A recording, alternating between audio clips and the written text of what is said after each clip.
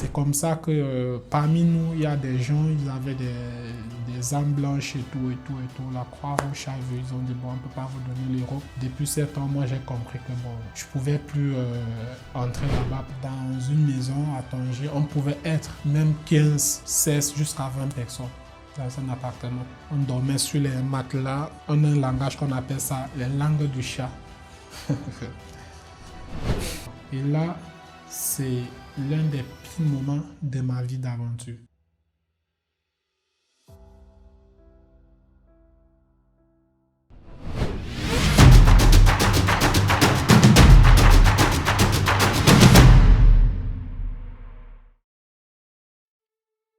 Bonjour, je m'appelle Herman, je suis de nationalité camerounaise et je vis au Maroc, précisément à Casablanca. Je suis d'une famille de 10 enfants qui est 7 garçons et 3 grands sœurs et moi, je suis le 7e né à ma famille.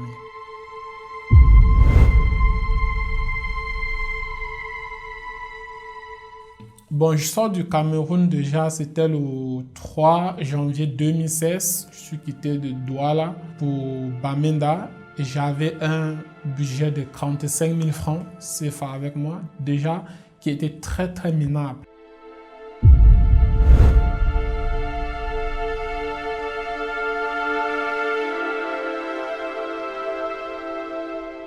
Bon, déjà, ce qui m'a fait quitter le pays en 2016, c'est après le décès de mon papa.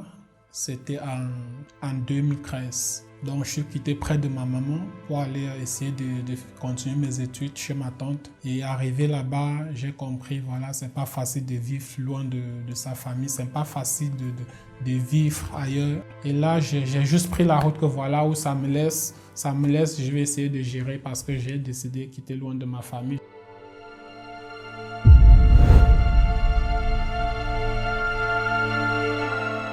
Je n'étais pas seul, j'avais des amis avec moi, ceux qui ont programmé la route d'aventure, puisque l'idée ne vient pas déjà de moi.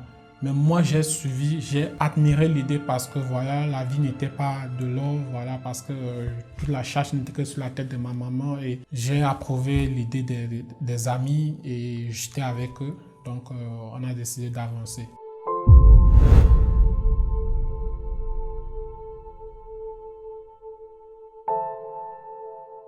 Bon, arrivé à Zender, ce n'était pas vraiment facile. Déjà, durant tout le parcours de mon voyage du Bénin au Niger, j'ai pris même pas les cars de transport. J'étais dans des gros camions qui emportent les marchandises. Et c'est là que je suis arrivé au Niger. J'étais obligé de commander à manger. C'était vraiment pas du lait. Bon, j'étais obligé de commander à manger pour pouvoir survivre. Et comme je ne pouvais pas juste rester là parce que je ne pouvais plus supporter ce que je vivais, dormir au désert du Niger, voilà, en bas des camions et tout.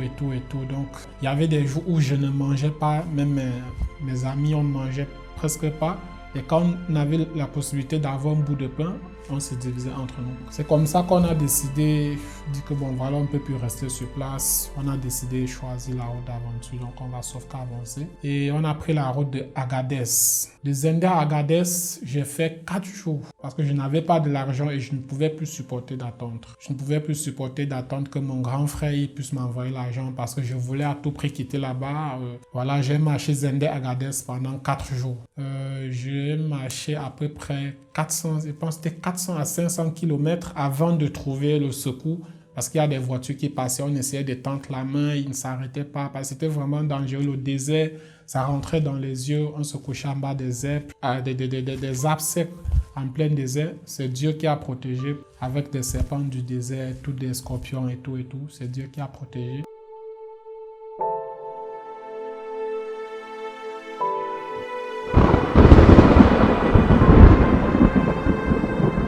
Mon grand frère m'a envoyé l'argent 3 à 4 jours après. C'est comme ça que j'ai vu le passeur, j'ai payé l'argent parce que mon grand frère m'avait envoyé 75 000. J'ai donné à peu près 50 000 francs au passeur. Donc, ils m'ont fait entrer en Algérie. Ils m'ont laissé à la première ville d'Algérie. Mais j'étais obligé de me mettre au travail parce que j'avais déjà pris une responsabilité d'être un homme et de vivre loin de ma famille. Donc, j'ai travaillé, je ne sais pas, c'était un truc de 15 000 à 20 000 dinars algériens. Ils m'ont pris carrément tout, que voilà, je vais te faire entrer au Maroc. Ils ne me faisaient pas entrer, ils bouffaient mon argent. On a essayé de traverser. Dieu merci, il a mis la main. Je suis entré au Maroc. Mais à Tanger, vraiment, c'était tellement difficile parce que je suis arrivé en fin septembre. En fin septembre, et là, il faisait tellement froid. La période là, donc j'ai vécu dans la rue, dormi sur le froid, dans les caniveaux et tout, en bas des voitures, des vieilles voitures et tout. Avec le froid, ce n'était pas facile. J'ai appris, on parlait avec des frères qui dormaient à côté, ils parlaient de l'attaque massive, chose que je ne connaissais pas, de l'attaque massive, le trip barrière qui se trouve à Ceuta et Melilla. Donc il y a des frères, ils parlaient de ça. Bon, j'ai écouté, dit ok, allons-y, je vais essayer d'essayer, comme ça que je pars en frontière. La frappe du 9 septembre, c'était le 9 septembre 2016, si j'ai bonne mémoire, c'était le 9 septembre 2016. J'étais en forêt, nous sommes arrivés à la barrière, on a frappé. Tout le monde, la majorité, nous sommes rentrés à Ceuta. C'est comme ça que parmi nous, il y a des gens, ils avaient des armes blanches et tout.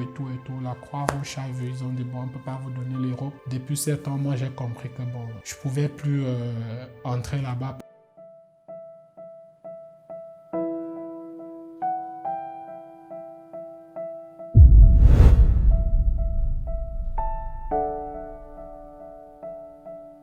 Dans une maison à Tanger, on pouvait être même 15, 16 jusqu'à 20 personnes dans un appartement. On dormait sur les matelas. On a un langage qu'on appelle ça les langues du chat.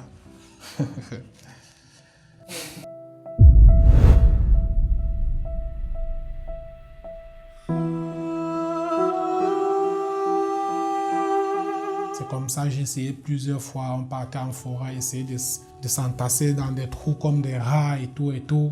C'est comme ça que les militaires marocains ils sont venus, ils ont pris tout le monde. Et c'est comme ça que j'étais dans le groupe des malchanceux, comme on dit souvent. On est parti avec nous que voilà, on va nous refouler et tout. Je m'attendais à un refoulement comme suivant parce qu'on nous prend en frontière. C'est pour nous ramener dans d'autres villes au fait, dans les villes un peu éloignées de la frontière. Donc moi, nous sommes partis à Tétouan.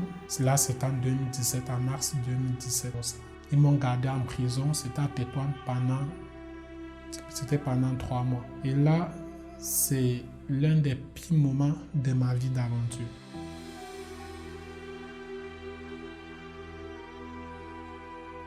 J'ai décidé de tenter ma chance. J'avais des confrères qui faisaient dans l'immobilier, le démarchage des maisons. J'essaie de trouver une maison à quelqu'un, une chambre. Il te donne 150, 200 dirhams, voilà. Comme je suis dans l'immobilier, des cloisons, la plomberie et l'électricité, des petits bricolages, et je ne peux pas faire tout au même moment. Qui veut dire quand peut-être quelqu'un m'appelle, voilà, j'ai un petit boulot de menuiserie, est-ce que tu peux venir faire? Ce que j'ai fait, j'ai dit oui, voilà, je m'en vais prendre des mesures. Donc aujourd'hui, je remercie le Seigneur parce que je parviens à manger à ma faim, je parviens à payer mon loyer sans rien demander à quelqu'un. Je parviens à aider ma famille comme je peux, sans toutefois dire à quelqu'un, vas-y, voilà, aide-moi.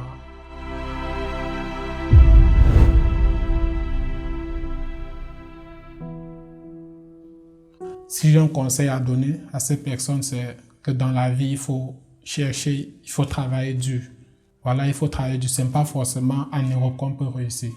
S'il y a des jeunes aujourd'hui, comme moi, qui rêvent de traverser la Méditerranée, ça c'est une mauvaise idée. Avec cet argent-là, essayez de penser autrement et mettre l'entrepreneuriat en place pour avancer. Je m'appelle Herman. Moi, c'est ici, pas là-bas.